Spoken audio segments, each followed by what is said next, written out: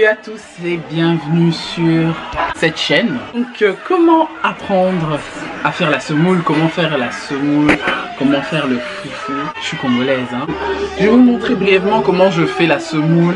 Pour ceux qui ne savent pas faire la semoule, c'est la technique la plus simple. J'ai appris à faire la semoule très tôt, à 10 ans.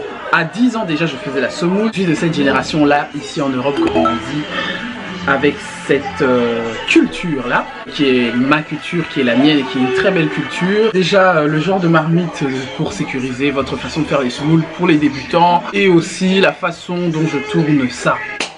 La semoule que j'utilise. En tout cas cette période, parce que c'est par période, donc je varie aussi les types de semoule que je prépare. Il y a la semoule de blé, il y a les semoules de maïs, il y a les semoules de plusieurs sortes. Mais là je vais préparer la semoule de blé fin, petite graine. On va voir si je vais pas mettre de fécule là dedans parce qu'il y a la semoule où on prépare les fécules. Ça permet à avoir une pâte assez élastifiée et c'est bien hein. Moi je dis ça pour les bébés quand ils sont tout petits.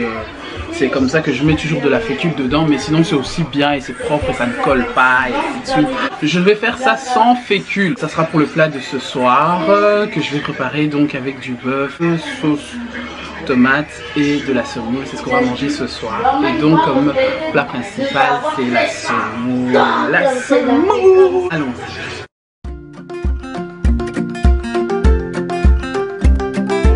Voilà, ici j'ai mis donc de l'eau suffisamment pour la quantité du nombre de personnes qui vont manger la semoule. Alors, mon Dieu, mes yeux sont rosés. Donc, tu auras besoin de ça. On appelle ça nzete à foufou en lingala. Ou une simple cuillère en bois classique, ça fonctionne aussi. Prépare aussi ton plan de travail, c'est-à-dire qu'à côté il te faut. Tu as déjà le plat qui va accueillir la semoule là-dedans. Moi je vais faire une grosse semoule quand même, donc c'est pour cela que je l'ai déjà mis à côté, parce que ça va vite. Et l'eau a bouilli déjà, ça fait déjà plus de 10 minutes, 10-15 minutes. Ça a bien bouilli, c'est à 100 degrés. Maintenant pour les débutantes, je conseille d'utiliser d'abord vraiment le fouet. Le fouet est comme ça. Ça va éviter à ce que tu fasses des grumeaux. Les grumeaux c'est pas bon quand tu manges de la semoule, c'est dégueulasse. Parce que c'est des bouts de semoule qui sont contractés ensemble et donc à l'intérieur c'est de la poussière et c'est dégoûtant, c'est pas agréable. Voilà que mon eau a bien bouilli hein, à 100 degrés bien sûr, bien bouilli avec des grosses bulles comme ça là. Donc j'utilise donc ma pelle que je mets la semoule dedans, c'est tout simplement pratique pour moi. D'autres vont utiliser des gobelets ou des tasses, moi j'utilise ma pelle parce que je mets ma semoule dans un seau. Je commence donc avec le fouet, bien sûr, ça c'est pour les débutants ou même pour les non débutants, hein, c'est juste histoire d'habitude. Le fouet me permet donc, comme je vous disais tout à l'heure, que les grumeaux puissent disparaître directement parce que voilà, il y a une technique, il faut remuer assez vite et pas trop vite en même temps parce qu'il faut pas en mettre partout et ça va bien disperser donc les graines de semoule dans l'eau et au fur et à mesure, c'est ça en fait qu'il faut répéter toutes les 2 minutes, remettre un peu de semoule lorsque la pâte commence à épaissir au fur et à mesure. Alors, lorsque la pâte est arrivée à ce stade-là, où elle commence à bouillir comme ça, à faire des petits trous, je laisse reposer voire 1 minute et demie pour que la pâte devienne épaisse par elle-même. Ça ne sert à rien de rajouter, de continuer à rajouter parce que la pâte va durcir de elle-même. Ça te fait déjà économiser de la semoule, déjà ça, et ça fait moins de gaspillage pour la semoule et ta semoule sera beaucoup plus...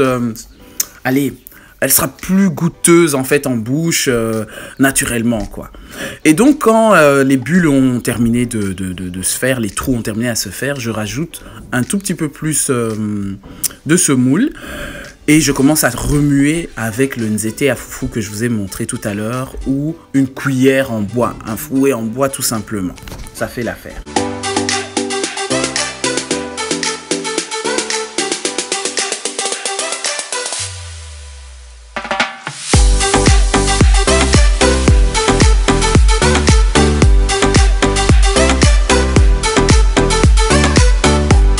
Donc je continue à remuer la pâte jusqu'à ce qu'elle puisse bloquer juste avec mon simple fouet, que ça devienne vraiment une résistance.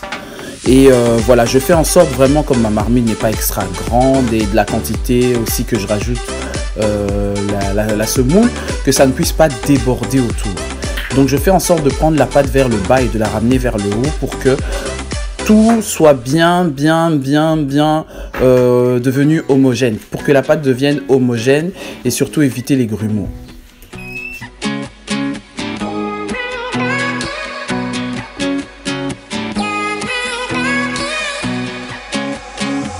It's all the same, like some things never change. I couldn't stop and say no. It's all the same, but you won't take the blame, even when you are blowing up. Et donc ma pâte est prête. Directement je prends 5 secondes et je le balance dans le récipient pour commencer à servir. Et voilà, donc la vidéo s'est terminée. Vous avez vu comment on prépare la semoule. Ce n'est pas difficile. C'est question d'habitude. Il faut s'exercer au fur et à mesure du temps. Tu vas comprendre, tu vas y arriver.